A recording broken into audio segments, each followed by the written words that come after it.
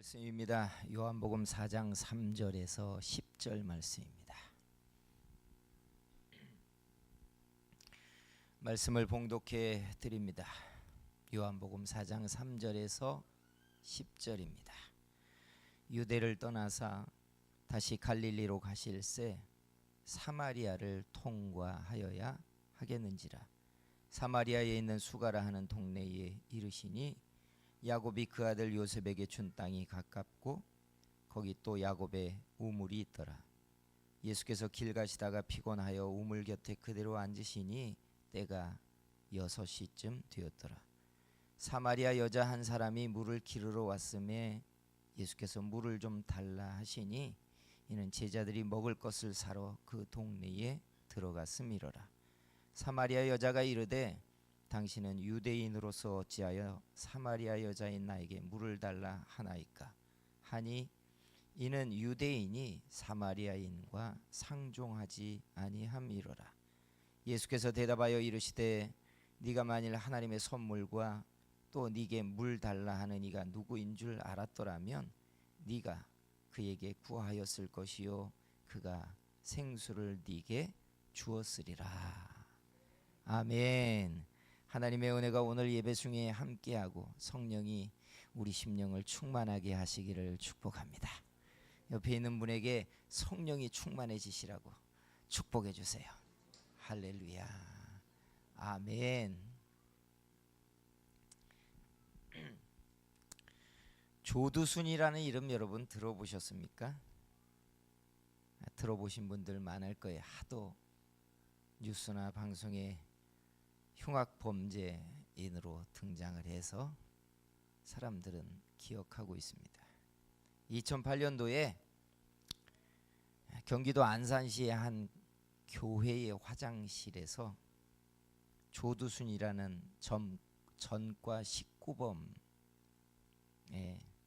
사람이 당시에 만 8살이 된 여자아이를 화장실로 끌고 들어가 성폭행을 한 충격적인 사건이었습니다.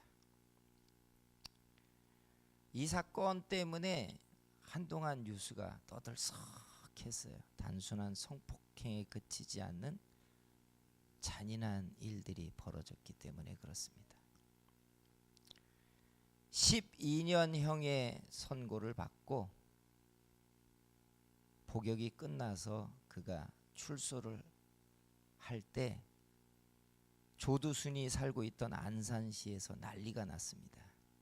그가 출소를 한 후에 자신들이 살고 있는 동네 안산으로 조두순이 돌아온다는 것 때문에 프랜카드를 걸고 국가 청원을 하며 조두순이 안산에 들어와 살지 못하게 해달라고 시위를 사람들이 했습니다. 경찰이 거꾸로 시위로부터 조두순을 지키기 위해서 보호를 하는 웃지 못할 일들이 벌어질 정도로 나라는 떠들썩했어요. 안산시의 한 의원이 무슨 청원을 냈는 줄 아십니까? 나름대로 고민을 한 후에 나라의 강원도나 깊은 산골의 한 지역을 정해서 조두순 같은 흉악한 범죄자들만 모아서 사는 동네를 형성하자.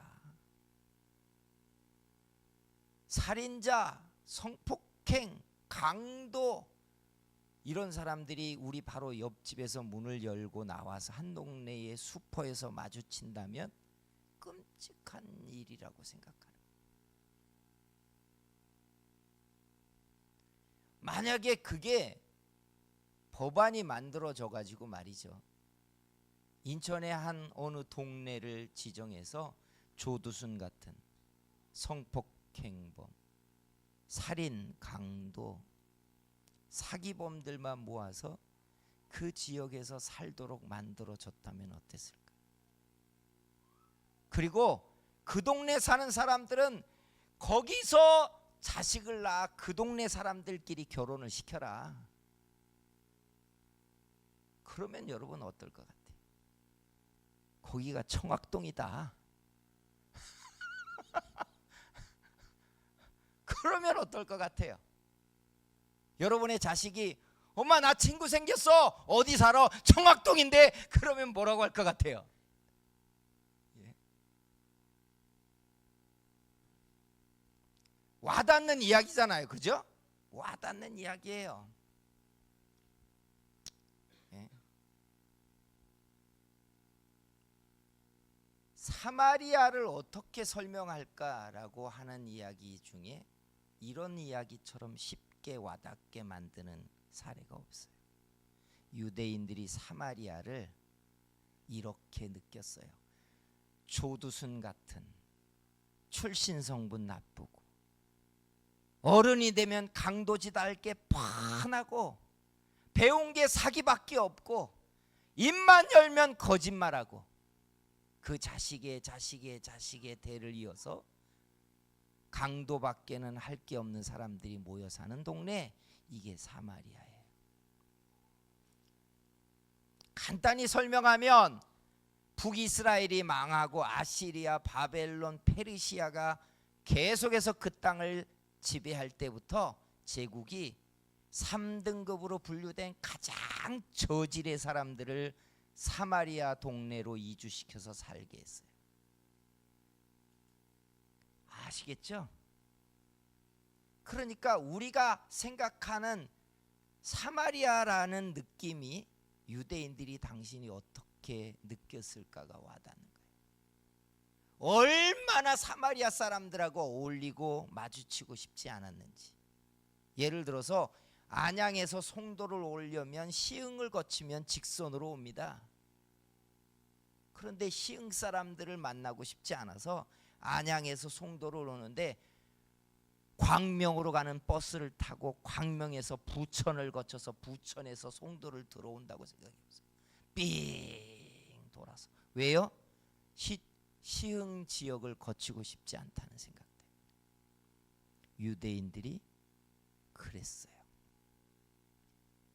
그런데 말이죠, 오늘 우리가 읽은 이 본문에 예수님이 일부러 사마리아를 가로질러 지나가시다가 그것도 낮 12시에 우물에 물을 기르러 남편 5과 만나서 헤어지고 6번째 남자와 살림을 차려 살고 있는 결코 정숙하지 않는 여자를 만나 전도를 하고 영혼을 구원하는 이야기가 등장해요. 제자들이 볼 땐 예수님이 이 동네를 지나칠 때부터 깨름직했는데 이 동네에 사는 사마리아 여자를 전도하고 이야기를 나누는 것 자체도 못마땅했어요. 무슨 느낌인지 알겠죠? 예.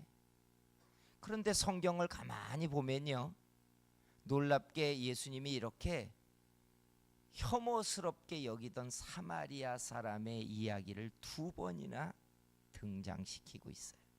본문에 사마리아 여인을 전도하는 이야기. 또 하나가 뭔지 아세요? 선한 사마리아인 이야기. 한 사람이 예배를 드리고 집에 돌아가다가 강도를 만났는데 피 흘리고 죽어가는데 제사장이 못 본 척 지나갑니다. 목적지가 있으니까 바쁘게 가야 하는 거예요. 레위인을 만났는데 레위인이 거절을 하고 가버립니다. 그런데 그 강도 만나 죽어가는 사람을 사마리아 사람이 데려다가 자기 돈을 지불하고 병원에 맡겨서 치료받게 하는 비유를 말하는 예수님의 메시지가 있어요. 이런 정도가 되면 사마리아 사람들이 유대인들이 생각할 때 혐오스럽고 사기꾼들이 있고 씨가 어디에서부터 왔는지도 모르고 혈통과 족보도 없이 살고 있는 사람들의 그 추한 동네가 아니라 메시지 속에 예수님이 의도적으로 끌어다 놓고 있는 이야기가 있다 하는 게 보이는 거예요. 왜 예수님은 사람들이 볼 때 혐오스럽고 추하게 여기는 사마리아 사람들의 이야기를 들고 나오고 계실까? 왜일까? 그 메시지의 가장 중요한 핵심은 바로 이건데, 사람은 외모를 보지만 하나님은 중심을 본다라는 거예요. 알고 계십니까? 저도 그렇지만 사람들은요, 모양이 정말 중요해요. 그죠? 왜냐하면 상 속에, 그 모양 속에 그 내면의 질과 형식이 다 담겨 있다고 보기 때문에 그래요. 도교에서 유래한, 여러분, 묘 쓰는 이야기가 우리나라의 영화로 만들어진 파묘가 1000만 명이 넘게 봤어요. 왠 줄 아시죠? 그걸 우리나라 사람들의 정서는 진짜라고 믿기 때문에 그래요. 세상에 복 있는 땅이 있고 험한 땅이 있는 거예요. 그거 우리 믿어요. 왜요? 사람도 상을 보거든요. 돈복이 있는 사람이 있고 궁하게 사는 사람이 있다고 우리 믿잖아요. 복을 받을 상이 있고 진절머리 나게 괴롭고 힘들게 살 상이 있다고 보잖아요. 그 상 속에, 모양 속에 사람들이 어떻게 살지가 들어있는 거예요. 이거 우리 다 알아요. 그래서 관상도 보고 손금도 보잖아요. 땅의 지세도 보고 골짜기의 깊이도 보고 해가 비치는 양도 보고, 상 속에, 그 모양 속에 그 내면의 질이 들어있다고 우리는 알고 있기 때문에 그래요. 그러니 여러분, 사람들을 가만히 볼 때 험악하게 생겼다, 그러면 어떻게 살았다는 거예요? 험하게 살았다는 얘기잖아요. 눈은 쫙 찢어져 가지고 보기에 독사처럼 생겼다 그러면 얼마나 그 속에 예리하고 날카롭고 독한 게 들어있다는 얘기예요. 그저 얼굴을 보니까 궁상은 가득하고 그 입은 찢어져 가지고 입만 열면 독설이 쏟아질 것 같고, 덕이라는 것은 어느 얼굴 구석에 하나도 없어 가지고 살기 참 험악하겠구만, 이렇게 말하지 않습니까? 그래서 여러분, 상을 얼마나 잘 보려고 해요. 맞잖아요. 그런 식으로 보자면 사마리아 사람들의 상이 어떻다는 거예요? 볼 거 없다는 거예요. 다 생긴 게 험하고 사기꾼처럼 생겼고 독사의 눈을 하고 있고, 아무리 봐도 어떻게 봐도 복을 받을 게 없는 사람들이 살고 있는 동네, 그게 사마리아였어요. 그런데 왜 이 사마리아에 선한 사마리아인을 끌어다가 예수님이 설교하고, 오늘 우리가 읽은 이 본문에 정숙하지 못한 여인의 대표적인 케이스인 이 여인을 예수님이 전도하고 있냐 이거예요. 사람은 보는 게 중요하다고 믿지만 하나님은 사람의 중심을 보세요. 중심이 뭐예요? 마음인가요? 아니에요. 사람은요, 보이는 이 육체의 옷과 보이지 않는 영혼이 담겨져 있는 존재예요. 근데 보세요, 보이는 이 육체하고 속에 담겨 있는 영혼이 똑같다면 다른 말 할 필요가 없어요. 그렇죠? 착하게 생겼는데 그 영혼도 착하네. 믿음이 좋게 생겼는데 아유, 영혼도 단단해. 보니까 엎어져도 복을 받게 생긴 상인데 그 영혼도 천국에서 큰 사람이네. 이러면 얼마나 좋겠냔 말이에요. 그렇죠? 그런데 여러분, 똑같나요? 똑같지 않더라는 거예요. 착하게 생겼는데 속사람이 착하면 얼마나 좋겠어요. 저 사람 진실하게 생겼네. 그런데 그 속사람도 거짓이 없다면 얼마나 좋겠냔 말이에요. 예배당에 나와서 그 상은 진짜 믿음 있는 사람의 상을 가졌는데 그 속에 진짜 믿음이 진짜 있다면 얼마나 좋겠냔 말이에요. 근데 이게 똑같지 않더라는 거예요. 그리고 하나님은 사람이 보는 것과 달리 중심을 보고 계신다는 거예요. 여러분은 어떠세요?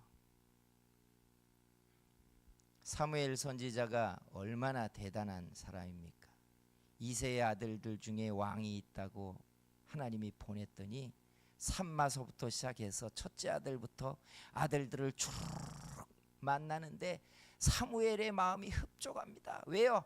상을 받더니 다 왕이 될 상이거든요. 듬직하게 생겼고 키는 1m 80이 넘고 어깨는 똑 벌어졌고 광대는 튀어났고 눈은 부리부리하고 뭘 맡겨도 용맹스럽게 해낼 만한 힘이 있는 장사들이 이새의 아들들이었거든요. 야, 역시 하나님은 틀리지 않았어 하는데 하나님이 뭐라 그래요? 네가 보는 것을 보리래요. 사람은 외모를 보거니와 나는 중심을 보느니라. 여러분, 우리 보는 대로 다 되면 어떻게 얼마나 좋겠어요. 하나님은요, 사람의 영혼을 살피십니다.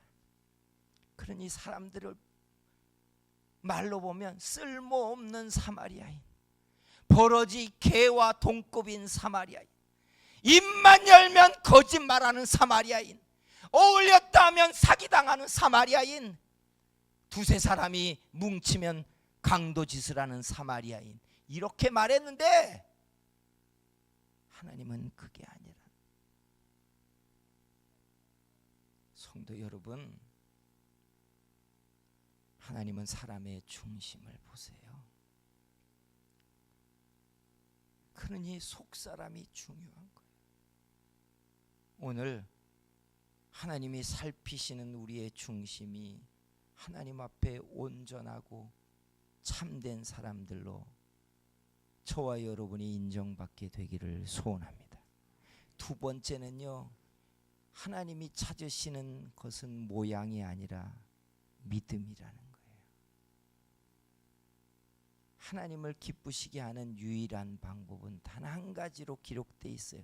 믿음이 없이는 하나님을 기쁘시게 할 수 없어요.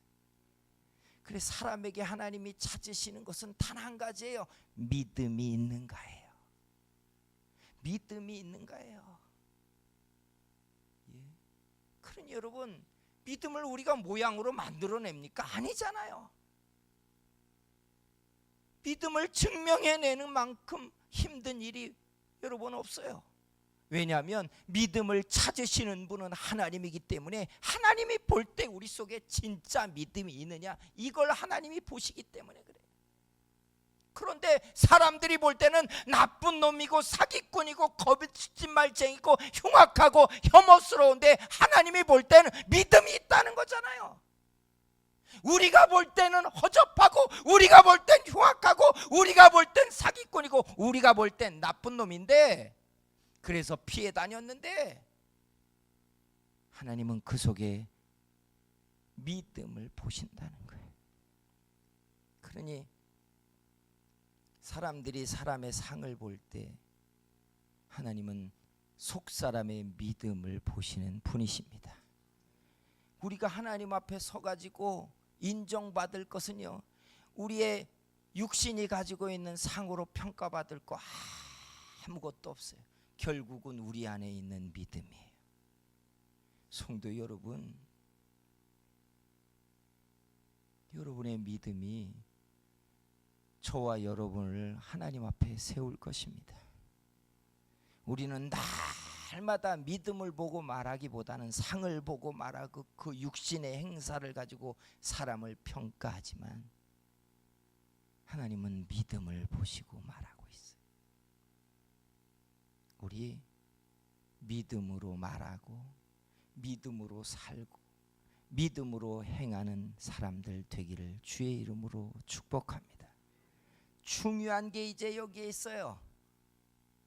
비록 사마리아인으로 출발했고 비록 거지 나사로로 출발했고 비록 사막 같은 물 한 폭이 없는 물 하나 풀 한 폭이 없는 땅에서 시작했어도 믿음으로 시작하면 하나님은 그 땅과 사람을 고치시는 분이라는 거예요. 예수님이 이 땅에 와서 복음을 전하고 제자들을 부르고 예수님을 따라다니는 사람들을 보니까 예루살렘에 고상하고 폼나고 상 좋고 출신 성분 좋은 사람들이에요. 예수님 주변에 가까이 가고 싶지 않았어요. 왜요? 창기와 죄인들이 예수님을 다 둘러싸고 있거든요. 예전에 어떤 장로님이 저에게 그렇게 말하더라고요. 목사님, 교인들을 전도하고 그럴 때 인품 좋고 폼나는 사람들을 전도 좀 했으면 좋겠어요. 왜요? 그랬더니 교회를 가만히 봤더니 가까이 하기에 사돈 맺기에 교우 만들기에 별로 안 좋은 사람들이 많더라는 거예요. 어디 가서 전도하기도 창피하다고 그렇게 말하더라고요. 왜 안 그러겠어요? 그걸 다 좋아하는데. 그런데 성경을 보니까 상 좋고 폼나는 예루살렘에 있는 귀인들을 예수님이 전하지 않아요. 죄인들과 창기들의 친구가 되셨고 그들과 어울리셨고, 그런데 성경을 보니까 하나님의 나라의 빛과 복음이 전파되는 루트가 이러더라는 거예요. 우리가 생각할 때 상 좋은 사람들, 복 있게 덕지덕지 무엇을 해도 잘 살만한 그런 것을 가지고 있는 사람들에게 가서 복음을 전해가지고 예수 믿게 하고 헌금도 많이 나오게 하고 교회도 윤택하게 하고 그러면 얼마나 좋겠어요. 그런데 보니까 지질이 궁상이고 살기 힘들고 병들고 자식들 속색이고 그런 사람들을 전도하시는데 성경을 보니까 다 그런 이야기들하는 거예요. 다 그런 이야기. 왜요? 가난한 자의 친구가 주님이어서요? 아니에요. 성경이 말하는 메시지는 믿음으로 살면 하나님이 우리의 험악하고 흉한 우리의 삶을 고치시는 분이라는 거예요. 믿으십니까? 이게 복음이에요. 비록 출신은 사마리아였지만, 비록 출신은 우리가 빈궁한 데서 시작했지만, 험악한 인생으로 시작했지만, 믿음은 우리의 땅을 고치시는 분인 줄 믿습니다. 그래서 우리가 고쳐야 되는 게 뭐냐? 안목으로 보고 판단하는 거 고쳐야 돼요. 착한 사람이면 착할 것이고, 의로운 사람이면 의로운 사람일 것이고, 바른 말하면 바른 사람일 것이고, 돈 있는 사람은 그 상에서 돈 있는 사람이고, 출세할 만한 사람은 그 얼굴에서 이미 관운상이 있다고, 출세할 만한 사랑이 있다고. 이건 세상의 방식이에요. 믿음은 상을 보고 선택하지 않아요. 우리는 상을 보고 선택하는데 하나님은 사람의 상을 보고 선택하지 않고 속사람을 보시고 믿음이 있느냐를 보시고, 믿음이 있으면 아무리 시작이 나빠도 하나님이 그 땅을 고치시는 역사를 보이신다는 거예요. 그래서 믿음이 있느냐의 씨름을 해야지 상이 좋냐의 씨름을 싸우면 우리는 복음적 가치와 자꾸 딴길을 걷는 거예요. 주님은 고치시는 하나님이라고 말하는데 우리는 이왕의 좋은 상을 쫓겠다는 거예요. 여러분 왜 그럽니까? 살아보니까 좋은 상을 가지면 살기가 편하거든요. 유전자가 좋을 뿐 아니라 똑똑할 것이고 그 집안의 내력도 좋을 것이니까, 남들은 지하에서부터 시작하는데 이미 2층 3층에서 시작하고 인생이 올라갈 거니까 얼마나 수월하겠어요. 그게 세상이 다 하는 이치잖아요. 그걸 모르는 사람이 어디 있어요. 그런데 믿음은 그게 아니라는 거예요. 내 인생의 땅이 험악하고 가난하고 사마리아의 출신이고 비록 거지 나사로였어도 믿음은 우리의 인생을 고치고 변화시키는 하나님의 능력이에요. 이게 복음이에요. 그러니까 성경을 가만히 보세요. 예수님이 이 땅에 와서 일으킨 기적은요 다 이런 거예요. 왜 문둥병을 굳이 고치십니까? 버려진 자들이잖아요. 왜 나면서 안진뱅이를 일으키십니까? 그는 이미 죽을 때까지 운명처럼 정해진 팔자를 사는 사람이잖아요. 왜 귀머거리를 고치고 왜 여러분 보지 못하는 자를 고치십니까? 정해진 운명의 사람이라고 사람들은 다 알고 있는 인생을 하나님의 나라는 고치겠다는 거예요. 고치겠다는 거예요. 이게 믿음이에요. 믿음이에요. 예수 믿는 사람들도요, 자식들 중신하고 결혼시키고 장가 보내고 시집 보낼 땐 세상의 방식을 따라요. 궁합 보고 상 좋은가를 보고 집안은 어떤가를 봐요. 믿음이, 이 사람의 믿음이 그들의 인생 미래에 무엇을 할 것인가를 보지 않고요, 상 좋은 걸 봐요.